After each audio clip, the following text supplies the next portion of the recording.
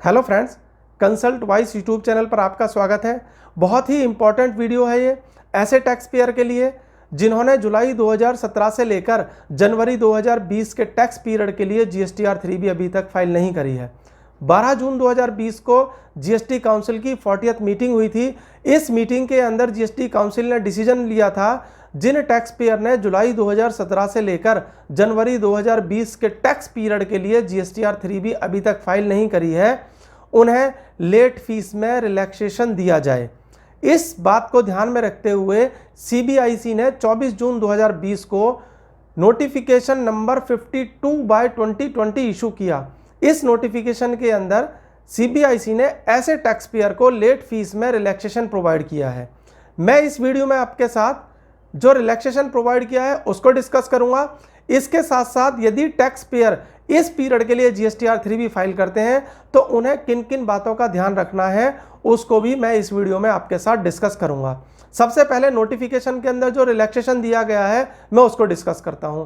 Notification कहता है यदि किसी टैक्स पेयर ने जुलाई 2017 से लेकर जनवरी 2020 के टैक्स पीरियड के लिए GSTR 3B अभी तक फाइल नहीं करी है, यदि वह इस टैक्स पीरियड के लिए GSTR 3B 1 जुलाई 2020 से लेकर 30/9/2020 के दौरान फाइल कर देता है और उसे कोई टैक्स लायबिलिटी पे करनी है तो लेट फीस मैक्सिमम 500 रुपीज़ पर रिटर्न रहेगी।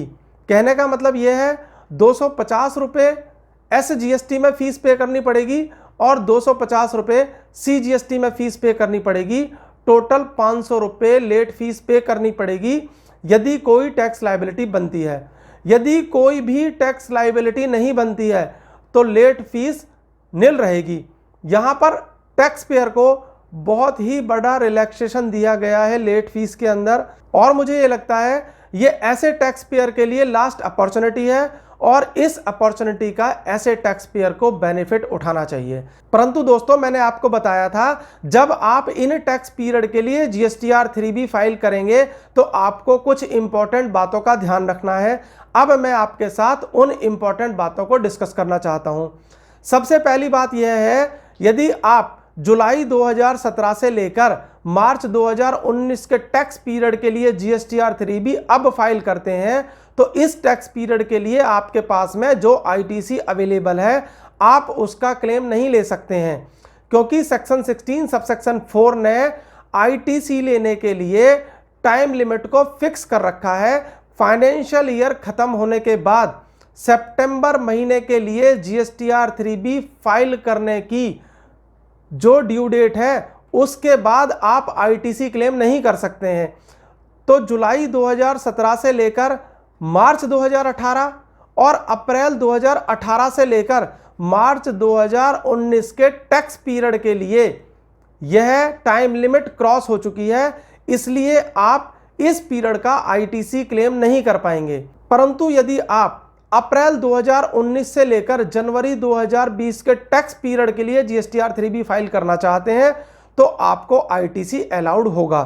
तो यहां पर एक और इंपॉर्टेंट बात निकल के आती है, यदि आपको ITC नहीं मिलेगा जुलाई 2017 से लेकर मार्च 2019 के पीरियड के लिए और आपकी टैक्स लायबिलिटी बनती है तो वो आपको कैश में पे करनी पड़ेगी। अगली इंपॉर्टेंट बात, आपको इंटरेस्ट भी पे करना पड़ेगा और इंटरेस्ट का रेट रहेगा 18%।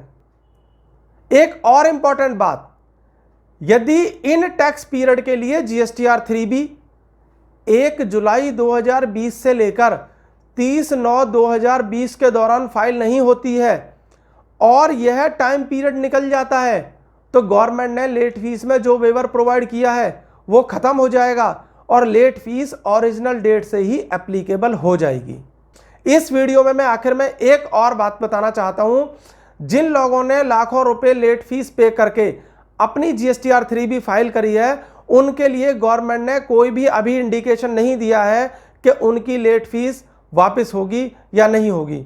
दोस्तों, यदि आपको ये वीडियो अच्छा लगे आप इसे लाइक करें, शेयर करें। यदि अभी तक आपने इस YouTube चैनल को सब्सक्राइब नहीं किया है तो मेरी आपसे रिक्वेस्ट है इस YouTube चैनल को जरूर से जरूर सब्सक्राइब करें। Thank you very much.